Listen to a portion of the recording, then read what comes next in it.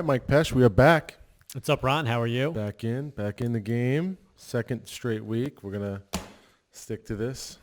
I love consistency. I love a schedule. You've got that repeat in your calendar. Yes. You're all about that. My calendar is loaded up. If you open up my calendar and you look at the full month, there's a dot on every single day. Does that give you anxiety or make you feel good? So when we open up the calendar, like every Sunday night, I'll go into my calendar and I'll look at it. Or the day before, always. If I see, because in my calendar, it's all purple. Everything's color-coded. Anything that's personal is green. Like if I have a doctor's appointment, I'll put it in there in green. Anything team-related is purple. And when I see of just purple and they're all listing appointments, I get anxious because I need to know where I got to go, when I got to be, right. And you and I have to talk, and I get anxious. I don't know about you. It's funny. My calendar is the exact opposite. Purple's personal, green is the team. The team. But no, I like it. When I see a busy calendar, I love it. But when I see an empty calendar, I love it too. I love it both ways. Yeah. And looking at a calendar makes me happy. The empty calendar just can't stay empty for too long. That's the problem. No. Exactly, because then we're in trouble. But this weekend, you had a busy open house. You had offers. We were just talking about it before the podcast got started. Right. It's an interesting thing because I actually heard this get brought up. Waiving, basically, it's a whole subject, right? It's a whole subject matter of we're in a market. We discussed it last week where there's no inventory. Every property that gets listed, especially if it's in a conventional loan amount, which I think in New York just got raised. Do you know what that number is? No, I don't know what number jumbo starts. Might be like 650, but I'm not 100% sure. You know what? I might Google this. But while you're Googling, so we did the open house.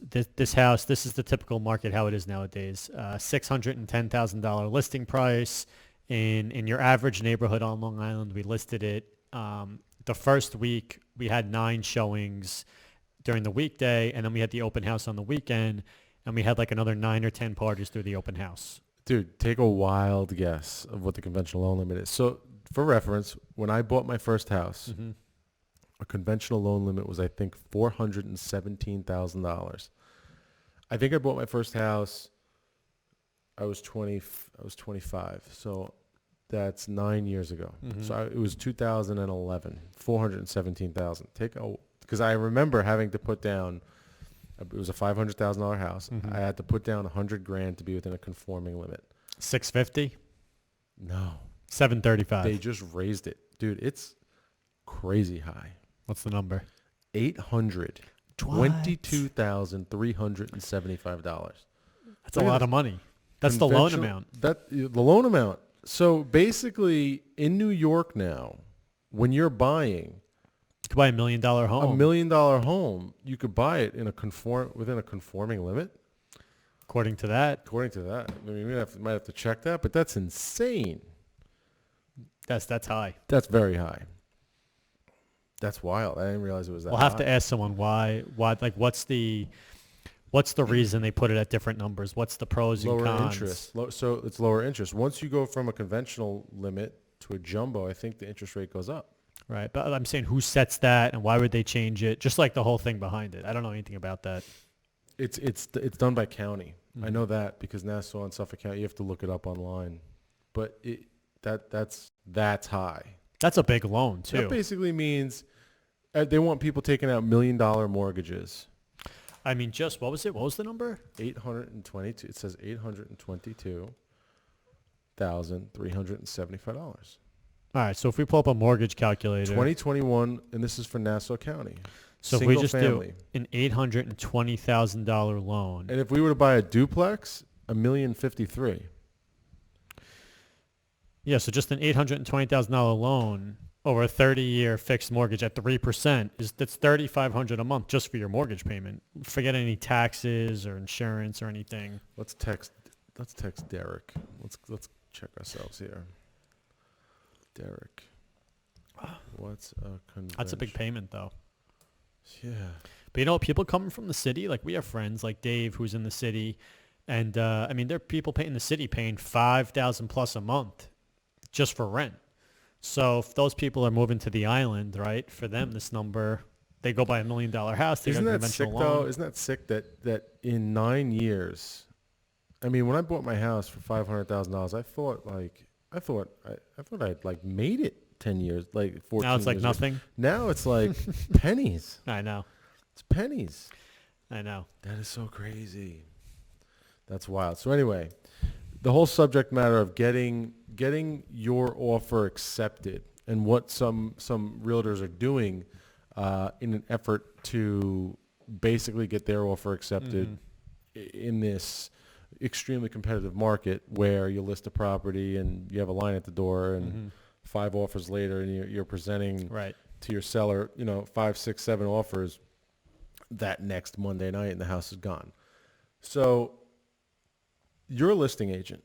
You've seen a lot. We've got a lot of people on our team. We've represented buyers, sellers, right? There's a few people on our team that do this really well.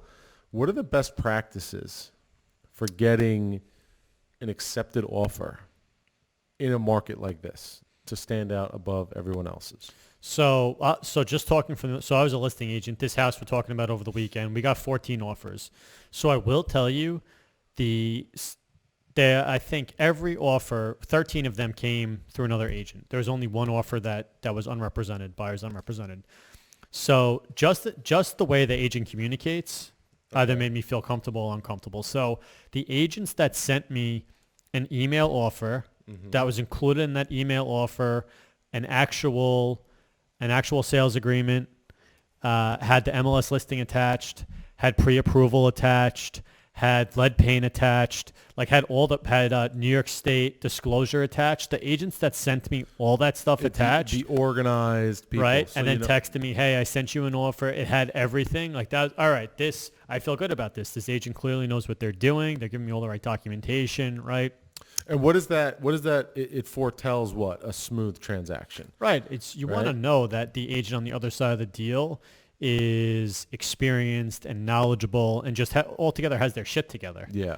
There was one agent who texted me, the offer written on a napkin, took a picture and sent me the picture and was all over the place. And that agent right there, I presented her buyer's offer and her buyers had a pretty good offer. It wasn't the best offer anyway, but right there, had the sellers wanted to accept that offer, I probably would have given my 2 cents. Listen, I don't know if I feel that comfortable with this agent. And listen, obviously there's a lot that has to go into the deal coming together, from inspection, just negotiating all little details, and having a competent agent on the other side of the deal definitely helps. Right. So the organization of the offer, how it's presented, what is in that email, if there's follow-up, if they have a conversation with you, right? So again, I agree with you. It foretells a smooth transaction, someone who's going to work with you to get the deal over the line.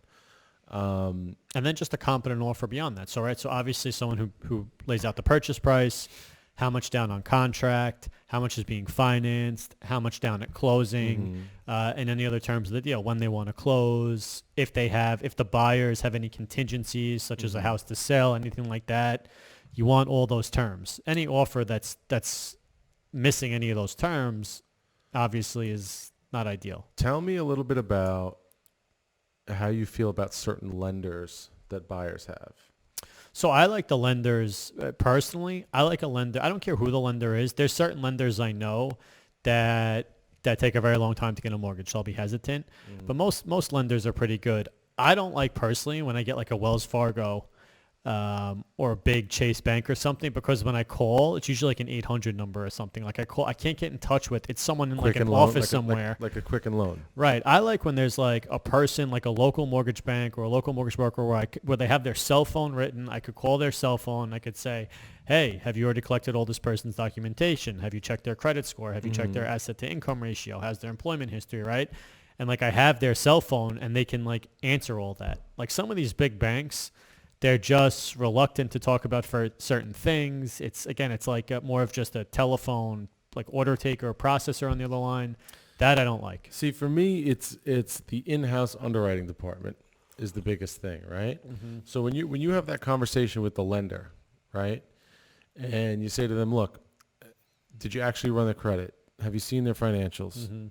Are they, are they stable? Do they make plenty of money, et cetera, et cetera, et cetera? Because a lot of people just throw a pre-approval out there without ever actually having seen a lot of these very important documents, which they need to collect, right?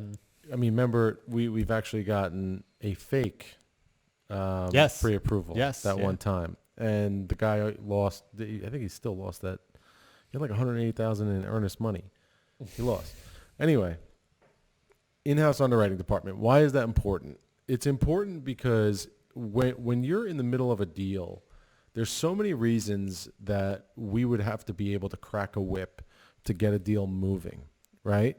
So, I mean, if we need an appraisal, if we need to figure out where the title is, if we need to figure out any one of these scenarios, right? Where's the file? Did it make it to underwriting? Do they have their loan commitment yet? There's a lot of different updates that need to be had in the process. And right now, actually, I have a buyer who, I don't even know what this company is, but it's somewhere in Texas.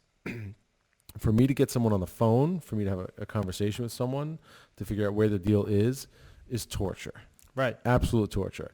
And it's not even the bank that the buyer originally went with when they went into contract. So there's nothing I could have done about it. I actually did have a conversation with the loan officer that they were originally with, and now they've switched. But it makes for a very difficult, convoluted transaction. It might come down to the wire, and there's really not much you could do about it because the attorneys agreed on a specific close date. The buyer technically has all that time to shop around for a mortgage. They could go wherever they want.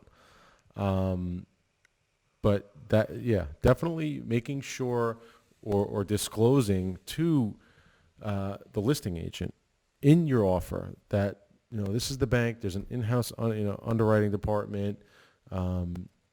We'll be able to definitely, track the deal as it goes along. We'll be able to troubleshoot if need be. We'll have our answers immediately. We'll be able to move on. Definitely a big pro. How do you feel about, because this also gets me sometimes. So someone comes to see a house, right? I'm the listing agent. When the agent connects with me on a business and personal level, and I like them more, sometimes I feel more apt to give them the business too. Do you agree? Like yes. if I'm the agent and I come in and I do an open house with you and I don't even look in your direction. I've been in showings where you would think the agent was completely aloof. Their mind is either somewhere else or they think who they are on some level, and they're not giving you the time of day, nothing. And then I've been on showings where, the other agent is very, engaged in both the buyer and the seller and the listing agent, and they're interacting, and it feels like a better transaction. Does that make sense? Yeah, well, I understand what you're saying. The reality is that in any real estate transaction, there's a lot of fine points that have to be negotiated and agreed upon, and there's a lot of things that could come up that have to be negotiated.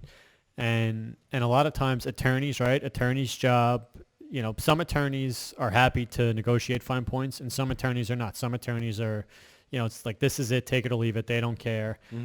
So it's nice to know. And same thing with buyers and sellers. You have buyers and sellers that, each want to negotiate the best deal for themselves.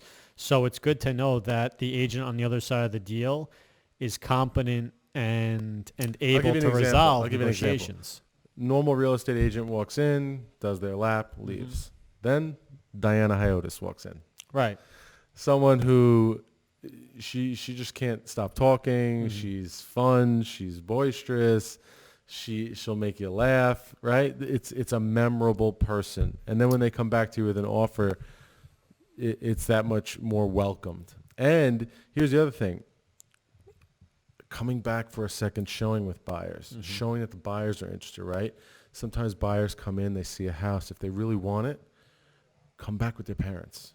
Yes. I hate when the parents come back. Don't let the parents give their 2 cents. But to come back with parents just for the sake of showing that there is a heightened interest in the home, that, as the listing agent, if I see someone come in, do a lap, leave, and then I get an offer from them later on that night, they probably put an offer on 5 houses. If I see a couple come in, then leave, then come back with their parents, and they're walking around the house and they're getting mommy and daddy's approval, which we see all the time if it's a young couple. Or even if it's not a young couple, if it's an older couple that just comes back a second time. Let's say they bring back their kids and the kids start picking out the bedrooms.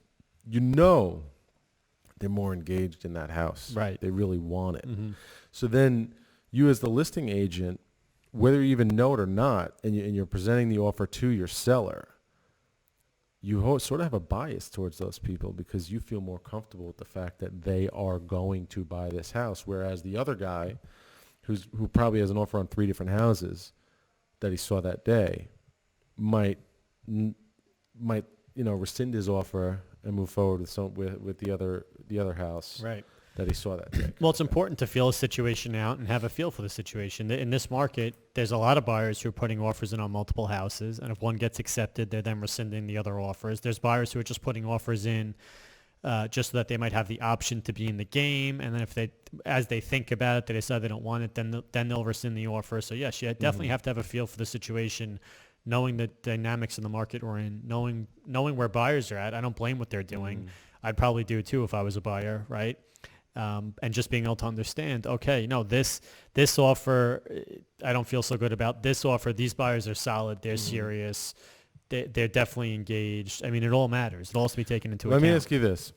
A lot of real estate agents, they find their buyer via internet or what have you, right? Because that's how real estate agents are buying leads these days.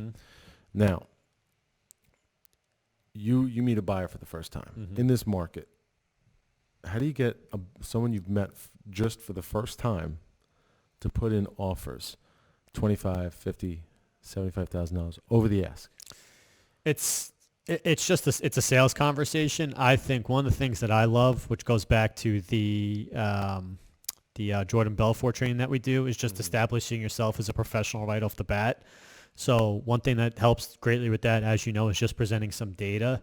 Presenting data to any buyer or seller on the market right out the gate, just having a conversation, right? Okay, you're a buyer. Nice to meet you. Have you just started looking? Where you at in the process? Yes, I just started looking. Great. Let me tell you a little bit about what's going on in the market right now, and presenting them some data, whether it be median sales price for the county or whatever it is. Just some data and some numbers immediately establishes you as a professional. It gives you credibility, and right away it just makes your client feel comfortable. Okay, this is a professional who knows what they're talking about. So I think that right away helps. And once you establish that credibility with your client, from there everything becomes a lot easier because now they trust you as a professional. They trust you as they would trust their attorney or their accountant. They know you, like you, trust you. Exactly. So I think it's just a sales process, but definitely establishing yourself as a knowledgeable expert right off the bat helps. Still, though, to go into a deal and put in an offer of $50,000. I mean, of those, how many deals did you say you had this weekend? We had 14 offers. How many over ask? There were 3 under ask, I think 3 at ask, and the rest were over ask. Oh, okay. So 3 under ask. The numbers are flipped. You understand? It should be 3 over ask, 3 at ask, the rest below ask. In a normal real estate market, that would be the situation. But it is funny. There's one offer that came in $40,000 under ask, and it was represented by an agent. And I was just laughing, you have to know. Yep, you must have no idea what you're doing, or just be brand new as an agent and a buyer to do that, because you got to know there's no shot. There's no shot, but in this market, like you said, they have to be brand new. They haven't, or their buyer. That might be a perfect example of a buyer who just hasn't been worn out yet. Not worn out, or there are some buyers. I mean, some people, there were actually a few, because this is a first-time home buyer home, just the location, the price point, everything. And there were a few buyers that came in with their parents. And you could tell the parents, they're walking around and they think they're buying, it's 1980 and they're buying a house, right? Like this one guy said to me, he's like, the stoop has a couple cracks, so they're going to take care of that.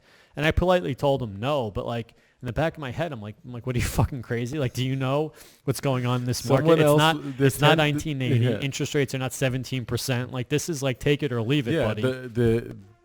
There's 10 other people in line that'll pay. And these poor kids they're probably never going to find a house, or it's going to take them at least 6 months because they have these parents who just don't know what they're doing, and they're steering them in the wrong direction. I mean, I think the parents mean well, but I don't think they understand what's going on today. I mean, everybody I talk to feels like they're overpaying for something that isn't worth what they're paying for. I mean, right, but that was the case that house, 4 years ago. That house in Wanto you sold. Mm-hmm. Does it need a complete renovation? No, the house is beautiful. It's great. It's beautiful. Yeah. So that was very, very. That's a good price point then. No, it doesn't need any work. If someone wants to put in some like new flooring on the second floor, they can. But other than that, I mean, it's really the house is turnkey. When was the kitchen renovated? 2018. Wow. Bathrooms?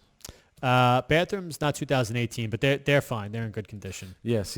But the thing is, if their neighbor went up for sale, same house, and it was 20 years dated, they probably get the same number. The reason, this house was mostly redone in 2018, and it looks. They did a nice job, so that's why there was the interest there was. Interesting. We'll see, because we're gonna have a listing coming soon in Massapequa that is original to like 1980s. So it'll be like, and it's like similar price point, $670. So we can compare if that flies, just like, because this was I think it'll go just as fast. It probably will. Yeah, I mean, my neighbor just put their house up for sale in Dix Hills. Mm-hmm. It's severely underpriced, and there's been like a parade down my street for the past week and a half. So I'm sure they're going to have an acceptable offer this week. That's just it's listed at, I think, just under $800,000. They have to have an accepted offer, but there's a lot of work that goes into a house like that, because whoever buys something like that's going to probably knock it down, clear the lot, and build something. Right now, if I had to make you, now everything's situational, so I hate when people put it to me and like, all right, just give me one way or the other, because it always depends. There's nothing that's absolute. But what do you think is a better move right now? Buy a house that's turnkey, newly renovated, or buy a house that you gotta do all the work to? So there is a lot that goes into that. In general, I know what I think. Let me give you my thought while you think about it. Or go ahead. So, all right, my opinion is this.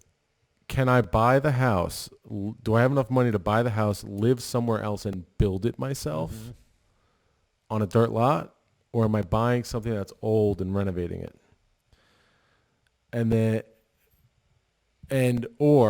Because that's different to me than going into a builder's special, like a spec house, and buying a spec house. No. So you're buying a house that's renovated, done nicely, or something that... Is it everything I want, or is there still 10 to 15% of the house that I want to make my own? No, it's turnkey. Maybe you wanted, an office, doesn't have an office, but everything it has, you love and is done right. You know what I mean? Then I would probably go that route, just because it's easier. I agree. At this stage in my life. But I'm in the middle of a construction. Dude, construction is torture. It's hell on earth. Yes. My whole house is renovated. Half of my house is in a pod. We're getting rid of so many things that we've just collected over the years of being in a house and living together and raising a family, between toys and what have you. It's not easy. I haven't slept in my own bedroom in 6 months. I'm sleeping on my whole bedroom set's in like the back, living room. So it's living through construction is tough if you can't move out. Or if you don't move out. We chose not to move out. We didn't think it would get as big as it did, but it did. It got that big. And that's sort of what happens. It always gets bigger. It always gets bigger. But the one thing about buying turnkey that I'm not too keen on is taxes. The situation that I just described to you results in the highest tax payment. Right. And taxes on Long Island are ridiculous. Now, if you could go into a house that you plan on being in for the next 20, 25 years, renovate it, and live there, and maybe not report all the improvements that you're doing to the town, you could live in a house for a lot less money in the end. Yeah. But builders' materials today are off the charts. That's why. So I used to be of the opinion that buy something that needs to get fixed up, you'll get a better deal. You'll end up getting better value. But now because of the fact all these builders are so busy, and because all of the inventory and supplies are. Derek confirmed There you go. $822,375. Jeez. But basically the material costs are the material costs right now are crazy high, and these builders are so busy that it just takes them a long time to complete the project, and they're all over. In my opinion, it's just better to buy turnkey. You're done. You can move in. You can enjoy it. There's no headaches. Maybe you pay a little bit of a premium, but it's worth it, just given the time and headaches you'd have to deal with the renovation. So lumber right now, the price of lumber, I don't know. It's like double for a piece of plywood. It's $1,157.50. It looks like it was like hanging around $350 to $400. So it's 3 times expensive. Right. To build. Now, how does that affect new builds moving forward? They said the average, there's an article in the paper, the average cost for and this is national average, so Long Island's even more because obviously building costs are probably much less, not probably, they are much less nationally, but the average cost, I think it was for a 2,000 square foot home, is $30,000 more expensive just because of the labor, the increased, not the labor, just because of the increased lumber costs right now. $30,000 more, and then it was a smaller home is still like $19,000 more just in lumber versus what it was, I think, pre-pandemic. So that's just lumber to frame it. Now you're talking about other supplies too. All the other supplies. There, shingles and labor, because all these construction companies are so busy, they don't really have to negotiate much. You kind of have to pay the price you want, and they're also it's just to finish the job. If you get one of these guys, very few guys start a job and stay there till finished. They just can't because of the business model, because they need cash flow. So usually they'll take a little deposit when they start, and they get paid rest when they finished. Well, if they start a job that's going to take 2 months, they can't afford to have no cash flow for 2 months. So they got to go start a new job to get some new cash flow. And so they start a new job, get the new cash flow, and now they have 2 unfinished jobs.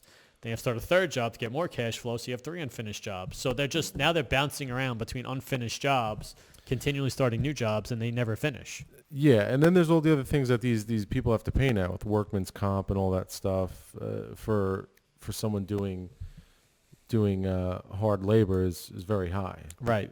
Because of all the lawsuits. But it's actually, I heard a story. I have to look this up. I'm gonna get it wrong, but I was talking to an accountant on a listing appointment about this 2 weeks ago, and we're having a conversation, and we started to talk about the cost. Exactly the same conversation. It was about the cost of building today and workman's comp and what it costs for labor and everything. And he said to me, the politicians in Albany, the reason workman's comp is so high in New York is the politicians in Albany found out that some company that was somehow attached to the state of New York had like $250 billion in some kind of insurance fund. And New York State found out the money was there, and they went and they took the money, all of it, every penny out, and they then turned around and said, okay, now everyone's got to take out a policy. Something crazy like that. The bottom line is the reason the cost of labor is so high and the cost of workman's comp is so high, it has something to do with policymakers in New York, politicians in Albany. They literally stole money from some kind of fund that was well funded, and it did not need to have some kind. It didn't need to be like this, and now it's being passed down to the actual construction worker and business owner. I believe it. Yeah, as with most things, right? So the whole thing. So as far as getting everything, getting offers accepted, agent communication, organized, clear, concise offers. Yeah, right? clear, concise terms. Both communicated through email and over the phone. Yes, text, yep. Follow up over the phone. A lender should have an in-house underwriting team. I like when I see whoever the lender or bank is, I have a cell to call. I like when there's a cell. How do you feel about the lender also calling the listing agent proactively to say, I like hey, that. A house we just sold in Hicksville, the lender called me, and she was on point. She's like, she ran me through everything. She was like texting me, and I'm like, this is great. That's like this. I felt so comfortable with the deal. I'm like, between the agent and the lender, like these buyers, this is going to close. This is not going to be an issue. These people, they have a team around them that's on top of shit. Mm-hmm. And then the other two things were the buyer showing true interest, maybe coming back a second time, bringing other people in their life who matter to them, their opinion, which everyone's got that when they're purchasing a house like this. And then the third is the agent, engagement and communication between you and the buyer's agent. Now, ultimately, what this is all doing for you, that I'm seeing here, or that the conclusion that I'm coming to is, in the end, it just makes you more sure that together you're going to be able to get the ball over the goal line. Correct? Correct, yeah. Because listen, deals, you get accepted offers that don't make it a contract for whatever reason, for a dozen reasons. You get deals in contract that fall out of contract. And if you haven't had that happen, you just haven't sold enough houses yet. So knowing these two things, it's important that, yes, all this is checked off, because you want to feel very, very confident the deal's actually going to close. Gotcha. So we're bringing assurance to our listing agents. That's how we're getting accepted offers in today's market. Now, shifting gears, let's talk about Bitcoin. Okay, because it seems like there's real estate giants now accepting Bitcoin for rent payments. What are your thoughts there? What are your thoughts on Bitcoin in general? I go back and forth. So I guess I go back. I'll explain it. I guess the reason I'm right now kind of pro Bitcoin is because I think everything is always progressing. Technology is always progressing. So it's like the infancy of digital currency. So I do think digital currency is going to become more and more prevalent just as time goes on. I mean, if you think about what the world's going to look like 2,000 years from now, you'd have to be living in a cave or just an idiot to think that like digital currency is not going to have a bigger prevalence, right? The fact that it's decentralized, like the more things become politically fucked up in this country, I think, okay, something that's decentralized, like that's going to grow in popularity. So for those two reasons, I'm very pro Bitcoin. The reason I'm hesitant about Bitcoin is because, all right, right now, everyone's doing good. Not everyone's doing good, but the stock market's, asset prices are going up, houses are going up, stock market's going up, right? Everyone's feeling pretty good about the economy. But what happens when shit hits the fan, right? When the stock market crashes, when housing prices crash, when the economy crashes and everyone starts pulling their money out of everything, I have to think Bitcoin's like the first thing people are going to pull their money out of, because they're like, okay, what can I do with this?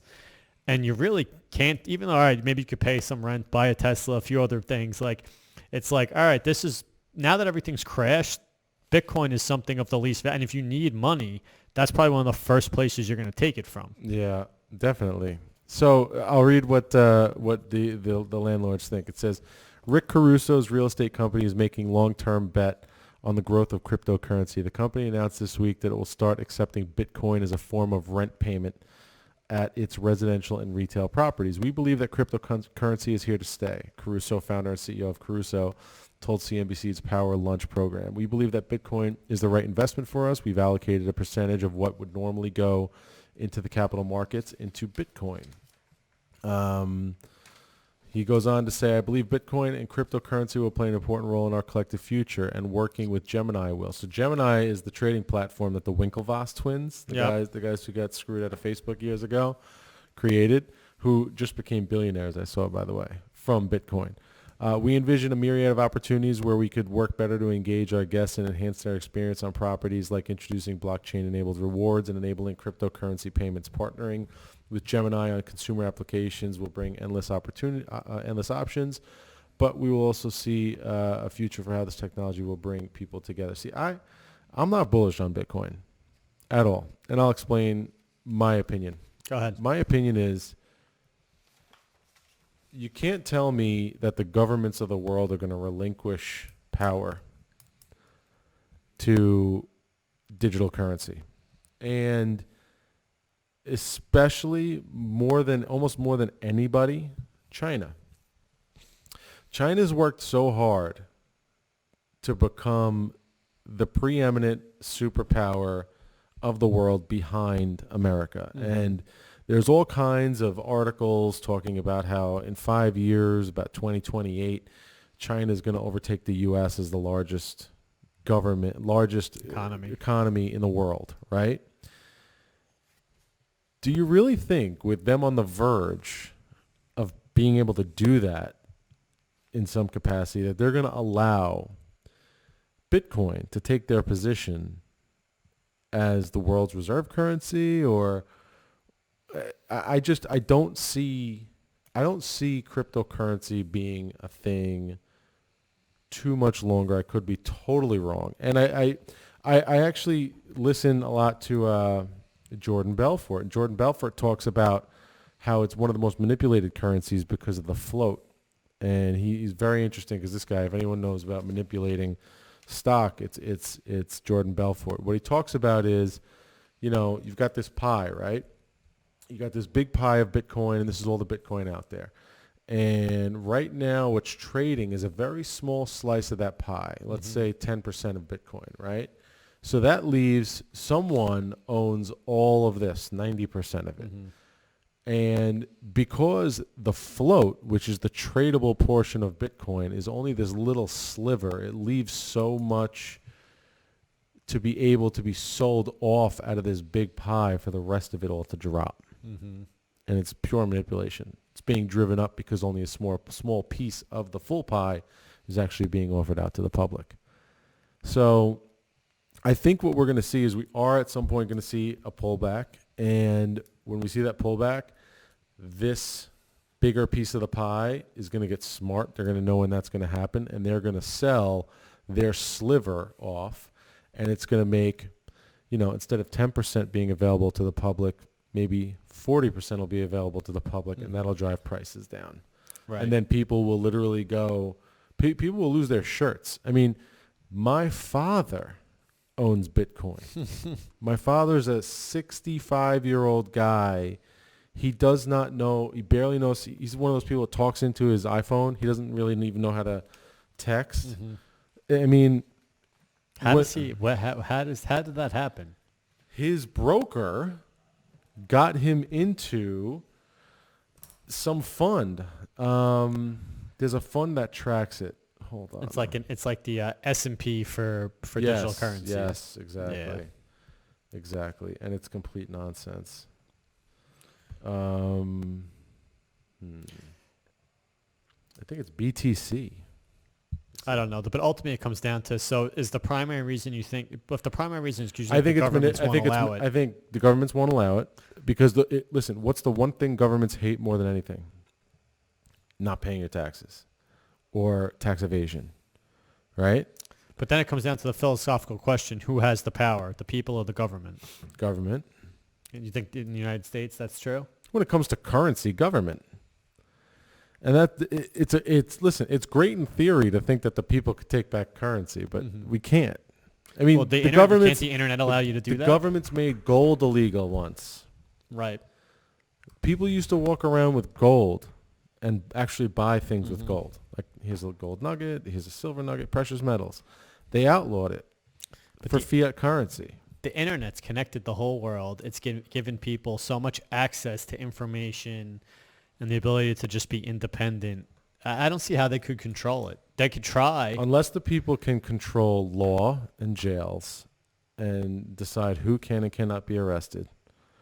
Look at the guy from Silk Road. The guy from Silk Road is serving like 10 life sentences. Mm-hmm. And like the next guy in line to him, like the person who was just as equally guilty, got 2 or 3 years. The government can control it. But they made an example because the Silk Road was run on Bitcoin. Right. And illegal activity. They can control it till they can't, though. Gets to a tipping point. I don't know. even right now, Bitcoin does not actually have any intrinsic value because you can't really go buy anything except for a Tesla that's car. why I think and right now, while the economy's doing well, at least on paper, once it all crashes and people want their money, it's one of the first places they're going to go. Yeah, exactly. But I just wonder. I'm curious. I don't know the answer. What's the oldest currency in the world? Like throughout history, what's the longest the currency has lasted? Gold. Besides gold, like fiat currency, like paper currency. Every fiat, as I understand it, every fiat-driven society ended up with hyperinflation, like Venezuela. And then a new currency comes around. Yeah. So the dollar, I mean, just based on history, there's going to be something after the dollar. At some point, it's going to be a digital currency. China already launched a digital yuan. Right, and that's one step closer to decentralized. But when you think currencies. about it, the dollar is essentially digital at this point. You look at your bank account, it's just numbers on a screen. There's actually not enough paper dollars to support. Exactly. Yeah, I think there's like, last I checked, it was on that Ray Dalio economic machine thing. I think there was like $60 trillion in circulation, and I think 2.5 of it was paper money. Yeah. So we're essentially we're ready. Currency. But we're slowly getting to the point where I don't know if the government knows what it's doing, right? So China's going to create a digital currency to potentially prevent, but they're just getting us one step closer to real digital currency. Like it's going to get to the point where it becomes so big they can't control it. But is Bitcoin? I don't know if it's Bitcoin. It'll be something. Eventually, the reserve currency of the world. Would you argue this? At some point, the reserve currency of the world will be a digital currency. It might not be in our lifetime. I'm not going to argue that, but what I will say is that it will 100% be government control. Yeah, government controlled. But I heard, this is true. I heard a rumor that the U.S. government is actually the largest holder of Bitcoin. No. Yes, I heard. Google it. No way. I heard a rumor. If that's true, then like. U.S. government largest holder. No, you know who's the largest holder of Bitcoin? Who? Is some computer geek who bought $10,000 in Bitcoin when it was worth 0.00001. Who is the largest holder of Bitcoin?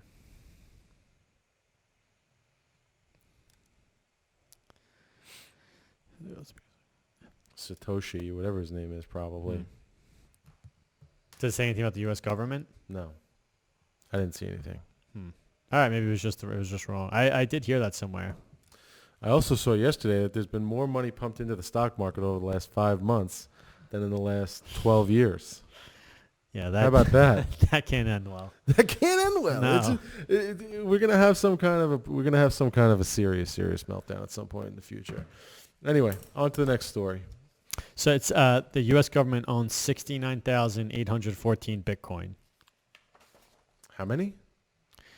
69,814. That's pretty wild. Primarily through asset forfeitures in legal cases. I don't know what that means. I don't know. Mortgage rates. Rates dip after weeks on the rise. So the 30-year fixed mortgage averaged 3.13% this week, a welcomed drop for many home buyers who may be closely watching the rising borrowing costs over the last few weeks. After moving up for several consecutive weeks, mortgage rates have dropped due to the recent modest decline of the U.S. Treasury yields, said Sam Cater, Freddie Mac's chief economist. As the economy recovers, it should experience a strong rebound of labor market. Combined with these positive signals, will continue to bolster purchase demand. The drop in rates creates yet another opportunity for those who have not refinanced to take a look at the possibility.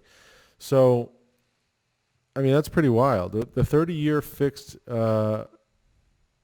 was last year this time at 3.33%. We know that it dropped down to like 2 and a few eighths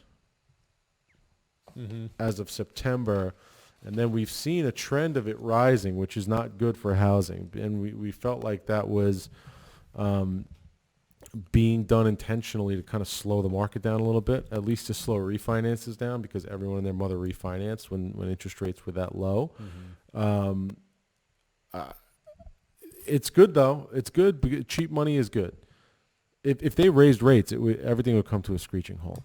To a certain point. Yeah, you could raise it to a little bit. It can go to 3.25, I think is fine. Once you start hitting 3.5% and up from there, then yes, I think it's definitely it would be like a repeat of I think it was winter 2018. 2000, yeah, when the market started to crash with Trump in there. This is interesting. Vaccines and stimulus are fueling seller optimism. Right. So we had a conversation last week in talks. We talked about how we've been going on listing appointments and people aren't wearing the masks anymore. Well, this article, reinforces that idea that we've seen.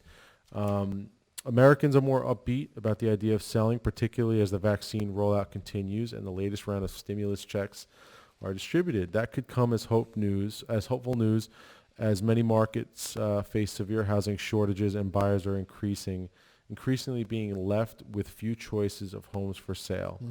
So, I mean, the stimulus, obviously all this printed money is going to send asset prices up. So anyone who buys a house right now probably feels good about it, knowing that the value of that property is going to go up as we experience a little bit of inflation from all the money printing, correct?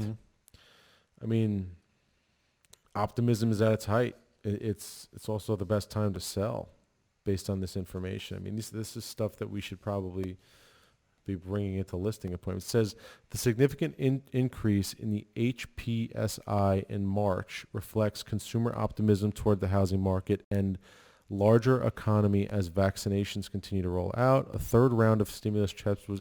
This is what I don't understand. Why does stimulus checks even make it into this article? We're talking about like $1,600. How is that helping anyone? I was actually going to say the same thing. I don't understand why they're making such a big deal of stimulus checks. It's the stimulus checks $1,400. It's not helping. And listen, does it help to get $1,400? Sure, especially if you're in poverty. But it's not.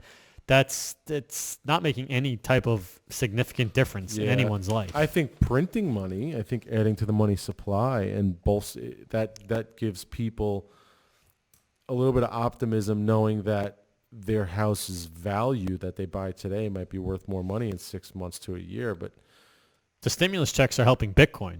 Yes. I guarantee a lot of that goes right into Bitcoin. Yeah, 100%.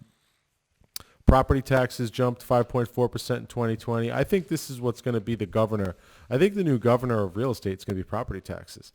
Because everyone got themselves into a bad hole with this whole COVID thing, that I don't even think it's prices anymore. I mean, look at this. Conforming rates are going up. They're making it very easy for people to buy houses. I think the affordability issue is going to be more tax weighted because that's a fixed payment than it even is for the value of the home. You agree?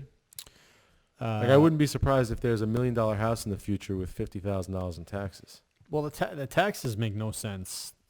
Someone has to get that under control. I mean, it makes no sense, especially like based on different locations within Nassau County alone. I mean, I was in a house the other day. It's a $2 million house it was Upper Old Brookville, had taxes $30,000. I mean, my house has taxes $30,000. That makes no sense. No. And that's on 2 acres. It's it's got whatever 7,000 square foot house. It's crazy. And that's after the reassessment. But there was something in the Wall Street Journal this weekend. The state legislature passed I'm not sure if they passed or agreed upon. They're hoping to pass or get Governor Cuomo to sign it into law. All the new constructions will now be eligible for some type of 8-year phase-in the fall. So all these new constructions, new renovations that were excluded. Going forward. No, I think it's all the ones that weren't. If it's going forward, then it's like, then you're really just fucking anyone who bought or renovated their house in between 2018 and 2020. Yeah. Like it's like that. Those 2 years of people, just based on the timing of it, you're gonna screw. Would you be surprised though? No. No. Exactly. All right. 4 major emerging real estate trends. Real estate continues to attract capital. Low interest rates are fueling interest in real estate across the globe. Most industry leaders interviewed for this report believe the inherent attraction of real estate income is even stronger this year than pre-COVID times. According to the ULI report, favorable supply-demand dynamics have led investors to increase their allocation to residential markets, a trend that has only been accelerated by the COVID-19 outbreak, the report notes. Now, this is interesting because it's saying that there's a lot of institutional investors that are investing in residential real estate. I find that that's a nationwide statistic. Yes, I don't think that's a statistic that bears weight on Long Island. So on Long Island, it doesn't make sense because again, taxes are so high. Yes. So they're investing in real estate where from a business perspective, there's a big return on the investment. It makes sense. You have lower taxes. On Long Island, with the taxes as high as they are, I mean, if you have a $30 million fund to go invest and buy houses, right, you could go somewhere, I don't know, what the average price is $300,000 for a house, and you could buy, I'll probably do the math wrong, but 90 houses, right? Or you can come to Long Island where the average price points, depending on what you want to do, but $500,000, and you could buy 60 houses with much higher taxes. I think the other thing that's important in that it is the rent laws don't favor tenants the way they do in New York. Yes. Elsewhere. And I think that anyone who's making a $30 million bet or a big bet with institutional money is not doing it where the law doesn't favor them in the event that they have someone who's not paying. But then again, the forbearance thing is a national thing right now. So even if you're in a state that favors the tenant, the landlord, you're still in a situation where you can't really do much about it. Yeah, but they look at factors like population, shifts in population, right? So you're in New York State, it's a net loss population on average per year, right? They're probably investing in areas where you're seeing the population growing, you're seeing new business openings grow, right? They do their research. That's where they're investing. Long Island, you're just not seeing that right now. Yeah. Long Island, you're seeing people leaving. Yep. Second, unknowns loom for the office sector. The office sector, however, is more difficult for real estate leaders to predict. The rise of remote working and increased concern for the health and well-being of employees and lessening appeal of long commutes in big cities could negatively impact leasing activity this year and next year. Many large firms could delay corporate decisions on office space or commit to a greater reliance on remote working. Many real estate leaders do predict employees will eventually return to the office, even if in more of a hybrid working model. On an area of growth for the office sector, flexible space, industry leaders predict a polarization between perceived high-quality buildings, modern and adaptable, and outdated and inflexible secondary stock that is likely to suffer from the market decline in demand. So what do you think the future of office space is? I think both employers and employees are going to want to be in offices. You're going to need the office space. Right now, because of the pandemic, it's fine. But over time, so from an employer perspective, over time, most employees are going to just get a little bit lazier, a little bit more lackadaisical, take more advantage, right? And they're slowly going to start to fade in their productivity. So you're going to want them in the office, and it's just better to have them in the office. Also, right now it's a nice break for people that have to commute or people that were stuck in the office.